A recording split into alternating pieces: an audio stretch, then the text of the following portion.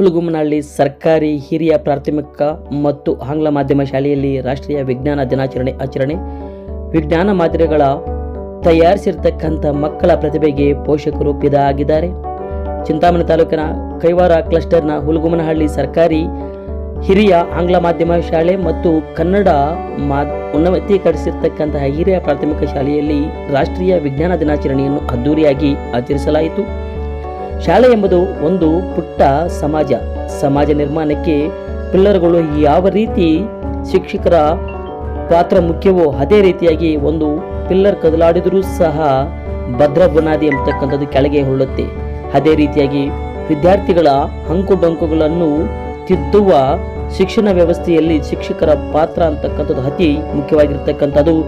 ಅದಕ್ಕೆ the best ಉದಾಹರಣೆ ಅಂತಂದರೆ ಈ ಒಂದು ಸರ್ಕಾರಿ ಶಾಲೆಯಲ್ಲಿ ಮುಖ್ಯ ಶಿಕ್ಷಕರಾಗಿ ಕಾರ್ಯನಿರ್ವಹಿಸಿರ್ತಕ್ಕಂತಹ ರವಣಪ್ಪನವರು ಶಾಲೆಯ ವಿದ್ಯಾರ್ಥಿಗಳಿಗೆ ಮತ್ತು ಈ ಒಂದು ಶಾಲೆಯ ಅಭಿವೃದ್ಧಿಗೆ ಕುರಿತು ಹಲವಾರು ರೀತಿಯಾಗಿರ್ತಕ್ಕಂತಹ ಕಾರ್ಯಕ್ರಮಗಳನ್ನು ಹಮ್ಮಿಕೊಂಡಿರುವುದೇ ನಮಗೆ ಒಂದು ಹೆಮ್ಮೆಯ ಸಂಗತಿ ಎಂದು ಪೋಷಕರು ಉತ್ತರಿಸಿದರು. ಮತ್ತು ಖಾಸಗಿ ಶಾಲೆಗಿಂತ ಸರ್ಕಾರಿ ಶಾಲೆ ಮಿಗಿಲು ಎಂಬ ಈ ಶಾಲೆಯಲ್ಲಿ ಪುಟಾಣಿಗಳು ವಿಜ್ಞಾನ ಆವಿಷ್ಕಾರಗಳ ಮತ್ತು ಬಣ್ಣಗಳ ಮಾದರಿಗಳನ್ನು ತಯಾರಿಸಿರ್ತಕ್ಕಂತಹ ಪೋಷಕರಿಗೆ ಮತ್ತು ಗ್ರಾಮಸ್ಥರಿಗೆ ಅವರ ಪ್ರತಿಭೆಯನ್ನು ಪ್ರದರ್ಶಿಸಿರ್ತಕ್ಕಂಥದ್ದು ನೋಡಿದರೆ ನಿಜವಾಗಲೂ ಒಂದು ಅಚ್ಚರಿಯ ಸಂಗತಿ ಎಂಬತಕ್ಕಂಥ ರೀತಿಯಲ್ಲಿ ತಿಳಿಸಬಹುದಾಗಿದೆ ಎಂದರು. ಮತ್ತು ಬಣ್ಣಗಳ ಕುರಿತು ಆವಿಷ್ಕಾರ ಮಾಡಿರ್ತಕ್ಕಂಥ ಶ್ರೀ ವಿ ರಾಮನ್ ರವರ ಕುರಿತು ಶಿಕ್ಷಕರು ವಿವರಿಸಿದರು. ನಂತರ ಪ್ರತಿಜ್ಞಾ ವಿಧಿಯನ್ನು ಸಹ ಈ ಒಂದು ಸಂದರ್ಭದಲ್ಲಿ ಬೋಧಿಸಲಾಯಿತು. ವಿಜ್ಞಾನ ಪ್ರದರ್ಶನದಲ್ಲಿ ವಿದ್ಯಾರ್ಥಿಗಳ ವಾಕ್ಚಾತುರ್ಯಕ್ಕೆ ಪೋಷಕರು ಸಹ ಫಿದಾ ಆಗಿದ್ದಾರೆ. ವಿಜ್ಞಾನ ಪ್ರದರ್ಶನದಲ್ಲಿ ವಿದ್ಯಾರ್ಥಿಗಳು ಶಬ್ದ ತರಂಗಗಳು, ಪ್ರಸರಣ ಮತ್ತು ವಾಹಕ ಹಾಗೂ ಅವಾಹಕಗಳ ಕುರಿತು, ಸಮಯ, ಸೂರ್ಯ ಮತ್ತು ಭೂಮಿ ತಿರುಗುವಿಕೆ, ಸೋಲಾರ್ ಸಿಸ್ಟಮ್, ನೀರಿನ ಶುದ್ಧೀಕರಣ ಘಟಕಗಳ ಬಗ್ಗೆ ಮತ್ತು ನೀರಿನಲ್ಲಿ ವಿದ್ಯುತ್ ಹೇಗೆ ಬಲ್ಬು ಸಹ ಇರ್ತದೆ ಎಂಬತಕ್ಕಂಥದ್ದು, ಲಿಫ್ಟ್ ಹೇಗೆ ಚಲಿಸುತ್ತೆ, ಸ್ವಯಂ ಚಾಲಿತ ದೀಪ, ದ್ರವಗಳಲ್ಲಿ ವಿದ್ಯುತ್ ಪ್ರವಾಹ, ಆಮ್ಲ ಮತ್ತು ಪ್ರತ್ಯಾಮ್ಲಗಳ ಕೆಲಸ ಯಾವ ರೀತಿ ಮಾಡ್ತದೆ ಅಂತಕ್ಕಂಥದ್ದು, ಮತ್ತು ಮಳೆ ನೀರು ನಿರ್ವಹಣೆ ಮತ್ತು ಕೊಯ್ಲು ಹೇಗೆ ಮಾಡ್ಬೋದು, ಹೀಗೆ ನಾನಾ ಬಗೆಯ ಮಾದರಿಗಳನ್ನು ಸಹ ತಯಾರಿಸಿ ಆವಿಷ್ಕಾರಗಳ ಬಗ್ಗೆ ವಿದ್ಯಾರ್ಥಿಗಳು ಪೋಷಕರಿಗೆ ವಿವರಿಸಿ ತಮ್ಮ ಪ್ರತಿಭೆಯನ್ನು ಸಹ ಈ ಒಂದು ಸಂದರ್ಭದಲ್ಲಿ ವ್ಯಕ್ತಪಡಿಸಿದರು. ಹಾಗಾಗಿ ಉತ್ತಮ ರೀತಿಯಲ್ಲಿ ಯಾರು ಈ ಒಂದು ಮಾದರಿಗಳನ್ನು ತಯಾರಿಸಿದರೆ ಅಂತಹ ವಿದ್ಯಾರ್ಥಿಗಳಿಗೆ ಬಹುಮಾನಗಳನ್ನು ಸಹ ವಿತರಿಸಲಾಯಿತು. ಇದೇ ಸಂದರ್ಭದಲ್ಲಿ ಬೆಂಗಳೂರಿನ KR ಪುರಂ ಸಿ ಕಾಲೇಜಿನ ವತಿಯಿಂದ ಸರ್ಕಾರಿ ಶಾಲೆಗಳಿಗೆ ಉಚಿತವಾಗಿ ಕಂಪ್ಯೂಟರ್ಗಳನ್ನು ಸಹ ವಿತರಿಸಲಾಯಿತು.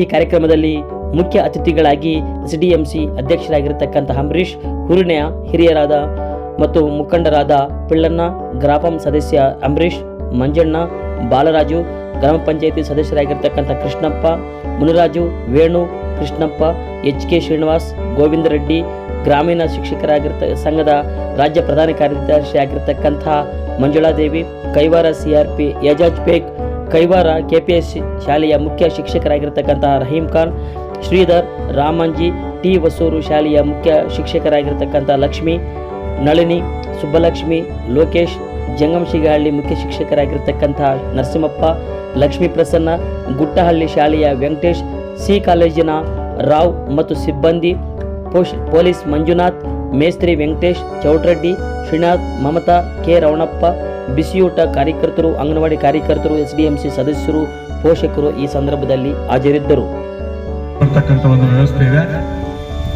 ಅದೇ ರೀತಿಯಾಗಿ ಇವತ್ತು ಕೂಡ ನಮ್ಮ ಶಾಲೆಯಲ್ಲಿ ರಾಷ್ಟ್ರೀಯ ವಿಜ್ಞಾನ ದಿನಾಚರಣೆಯನ್ನ ಆಚರಣೆ ಮಾಡಬೇಕು ಅಂತ ಹೇಳಿ ಎಲ್ಲ ಊರಿನ ಹಿರಿಯರ ಮತ್ತು SDMC ಅವರ ಸಮ್ಮುಖದಲ್ಲಿ ಚರ್ಚೆ ಮಾಡಿ ಈ ದಿನ ನಾವು ನಮ್ಮ ಶಾಲೆಯಲ್ಲಿ ವಿಜ್ಞಾನ ದಿನಾಚರಣೆಯನ್ನು ಅದ್ದೂರಿಯಾಗಿ ಅರ್ಥಪೂರ್ಣವಾಗಿ ಆಚರಣೆ ಮಾಡಬೇಕು.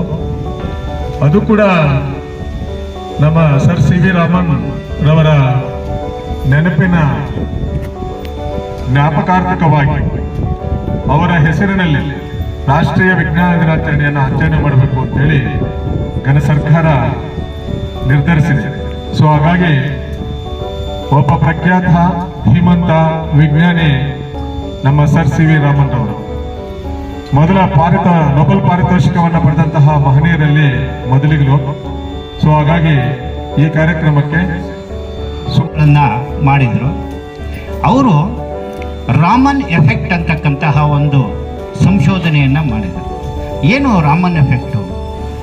ಯಾರಿಗೂ ಗೊತ್ತಿಲ್ವಾ ರಾಮನ್ ಎಫೆಕ್ಟು? ಅದಕ್ಕೆ ಯಾಕೆ ರಾಮನ್ ಎಫೆಕ್ಟ್ ಅಂತ ಹೆಸರಿಟ್ಟರು? ಸೊ ನಾವು ಆಕಾಶವನ್ನು ನೋಡ್ತೀವಿ ಅಲ್ವಾ? ಯಾವ ಬಣ್ಣ ಇದೆ? ನೀಲಿಯಾಗಿ ಕಾಣಿಸುತ್ತೆ ಅಲ್ವಾ? ಯಾಕೆ ನೀಲಿಯಾಗಿ ಕಾಣಿಸುತ್ತೆ? ಯಾಕೆ ನೋಡಿ, ಆಕಾಶ ಕಾಣಿಸ್ತಾ ಇದೆಯಾ ನೀಲಿಯಾಗಿ? ಯಾವಾಗಲೂ ನೀಲಿಯಾಗಿ ಇರುತ್ತಾ? ಸೊ ಆಕ್ಚುಲಿ ಆಕಾಶದ ಬಣ್ಣ ಯಾವುದು? ಬಿಳಿನ, ನೀಲಿನ? ಅದಕ್ಕೆ ಬಣ್ಣ ಇಲ್ಲ, ಎಲ್ಲ ಕತ್ತಲೆ. ಆಕಾಶದಲ್ಲಿ ಭೂಮಿನ ಬಿಟ್ಟ ಮೇಲೆ ಮುಂದಕ್ಕೆ ಹೋಗ್ತಾ ಇದ್ರೆ ಎಲ್ಲ ಕತ್ತಲೆ, ಅಲ್ಲಲ್ಲಿ ನಕ್ಷತ್ರಗಳು ಕಾಣಿಸುತ್ತೆ, ಎಲ್ಲ ಕಪ್ಪಗಿರೋದು. ಸೊ ಆದ್ರೂ ನಮಗೆ ನೀಲಿಯಾಗಿ ಕಾಣಿಸುತ್ತೆ. ಸಮುದ್ರದ ನೀರು ಯಾವ ಬಣ್ಣದಲ್ಲಿ ಕಾಣಿಸುತ್ತೆ? ನೀಲಿಯಾಗಿ ಕಾಣಿಸುತ್ತೆ. ಯಾಕೆ? ನದಿ ನೀರು, ಕುಂಟೆ ನೀರು, ಕೆರೆ ನೀರು ಇದೆಲ್ಲ ನೀಲಿಯಾಗಿ ಕಾಣಿಸುತ್ತಾ? ಯಾಕೆ? ನೀರಿನ ಬಣ್ಣ ಯಾವುದು? ಅದಕ್ಕೆ ಆ್ಯಕ್ಚುಲಿ ನೀರಿಗೆ ಬಣ್ಣನೇ ಇಲ್ಲ, ಆದರೂ ನಮಗೆ ಒಂದೊಂದು ರೀತಿಯಾಗಿ ಕಾಣಿಸುತ್ತೆ ಅಲ್ವಾ?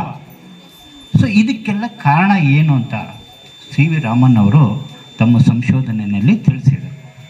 ಸೊ ಇದರ ಒಂದು ಪ್ರಯುಕ್ತ ಸಿ ವಿ ರಾಮನ್ ಅವರಿಗೆ ನೊಬೆಲ್ ಪ್ರಶಸ್ತಿ 1930ರಲ್ಲಿ ಬಂತು.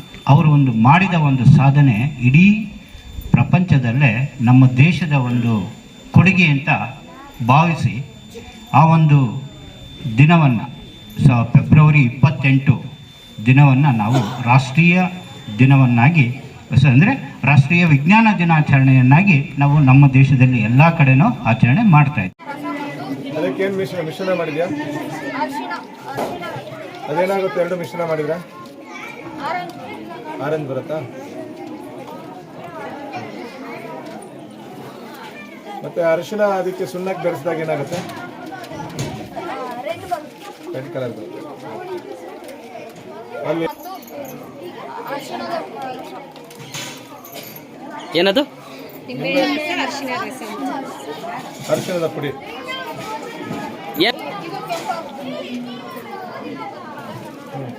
ಅದೇನದು? ಸೋಪ. ಅದಕ್ಕೆ ಏನಾಗ್ತಾ ಇದೆಯಾ? ಹಂಗೇಳು.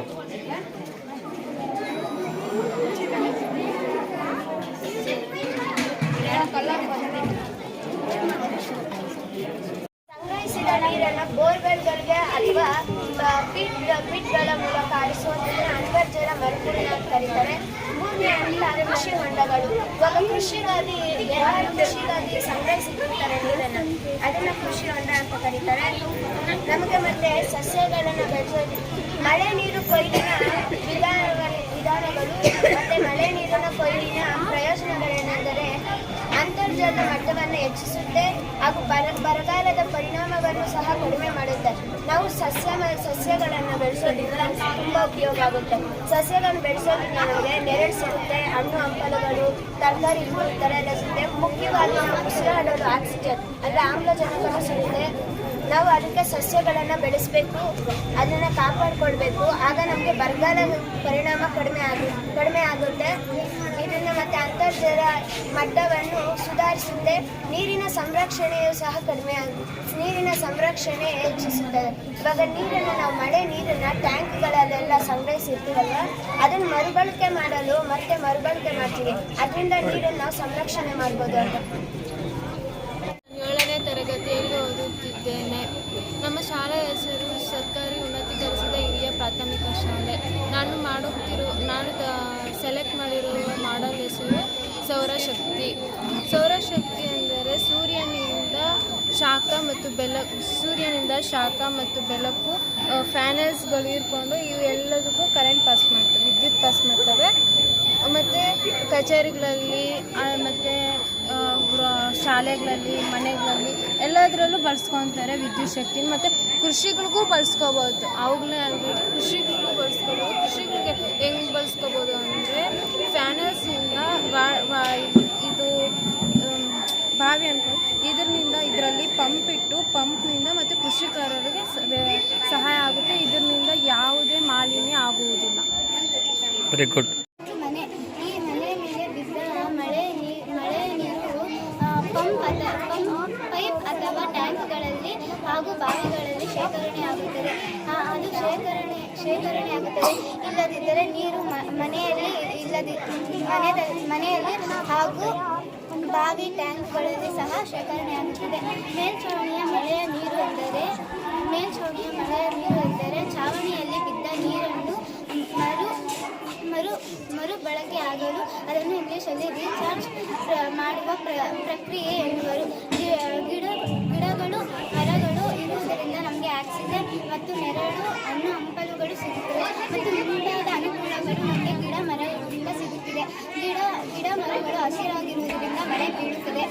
ಮಳೆ ಹೇಗೆ ಬೀಳುತ್ತದೆಂದರೆ ಸಮುದ್ರ ನೀರು ಮತ್ತು ಸೂರ್ಯನ ಶಾಖದಿಂದ ಆವಿಷ್ಕರಣ ಆಗಿ ಮಳೆ ಬೀಳುತ್ತದೆ. ಹೆಸರು ಕೃತಿಕ. ನಾನು 5ನೇ ತರಗತಿಯಲ್ಲಿ ಓದುತ್ತಿದ್ದೇನೆ. ನಮ್ಮ ಶಾಲೆ ಹೆಸರು ಸರ್ಕಾರಿ ಹಿರಿಯ ಪ್ರಾಥಮಿಕ ಶಾಲೆ ಹೂವಿನಹಳ್ಳಿ.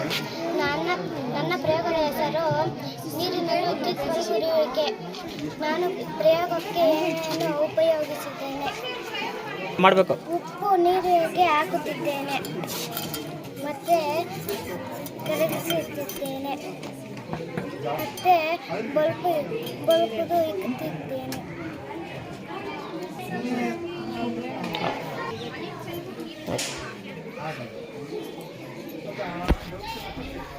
ಬಲ್ಪ್ ಅಷ್ಟೇ ಇವಾಗ ಸಾಲ್ಟ್ ಹಾಕಿ. ನಾನು ಪ್ರಯೋಗದ ಹೆಸರು ಶಬ್ದ ತರಂಗಗಳನ್ನು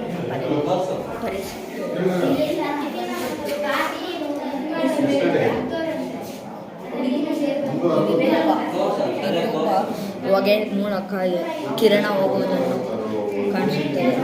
ಲೇಸರ್ ಲೈಟ್. ಇದು ಬಾಟಲ್ ಗಾಜು ಅನಿಸಿರೋದು.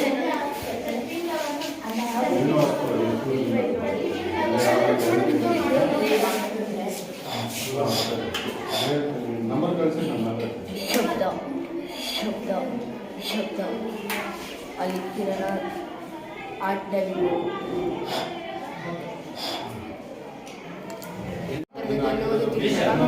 ಪ್ರಯೋಗದ ಹೆಸರು ವಾಹಕ ಮತ್ತು ಅವಾಹಕಗಳು. ಇದರಲ್ಲಿ ಬಳಸುವ ಲೈಟ್ ಬ್ಯಾಟ್ರಿ ಸಮಾಜ ಇದರಲ್ಲಿ ಪ್ರಸಾರ ಆಗುತ್ತೆ. ಮತ್ತು ಇದು ಗಾಜು ಇದರಲ್ಲಿ ವಿದ್ಯುತ್ ಪ್ರಸಾರ ಆಗಲ್ಲ. ಅವಾಹಕ. ಇದು ಪೆನ್ಸಿಲ್ ಇದರಲ್ಲಿ ವಿದ್ಯುತ್ ಪ್ರಸಾರ ಆಗುತ್ತೆ. ರಬ್ಬರ್ ಇದರಲ್ಲಿ ವಿದ್ಯುತ್ ಪ್ರಸಾರ ಆಗಲ್ಲ. ಅವಾಹಕ. ಇದು ನಾಣ್ಯ ಇದರಲ್ಲಿ ವಿದ್ಯುತ್ ಪ್ರಸಾರ ಆಗೈತೆ. ಮತ್ತು ಇದು ಒಣಗಿರುವ ಮರದ ತುಂಡು ಇದರಲ್ಲಿ ವಿದ್ಯುತ್ ಪ್ರಸಾರ ಆಗಲ್ಲ. ಮತ್ತು ಇದು ಅಲ್ಯೂಮಿನಿಯಂ ಫಾಯಿಲ್ ಇದರಲ್ಲಿ ವಿದ್ಯುತ್ ಪ್ರಸಾರ ಆಗುತ್ತೆ. ಮತ್ತು ಇದು ಬಳೆ ಇದರಲ್ಲಿ ವಿದ್ಯುತ್ ಪ್ರಸಾರ.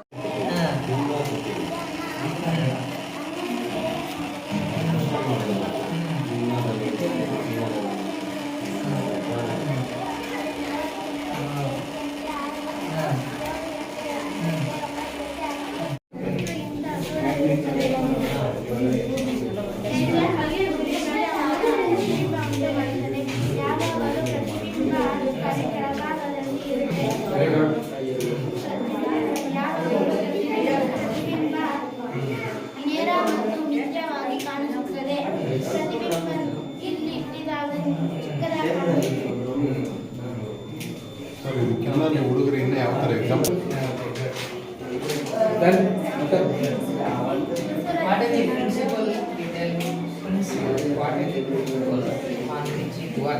ಅದರ ಧ್ಯೇಯ ಉದ್ದೇಶ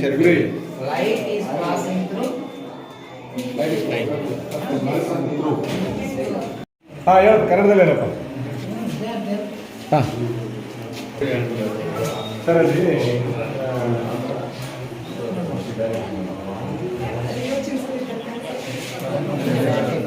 ಮೆಸೇಜ್ ಬಂದ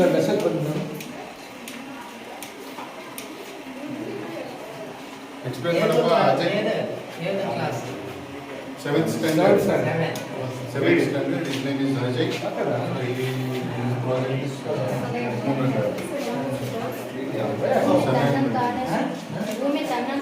తెలుగులో చెప్తారా? భూమి చూడు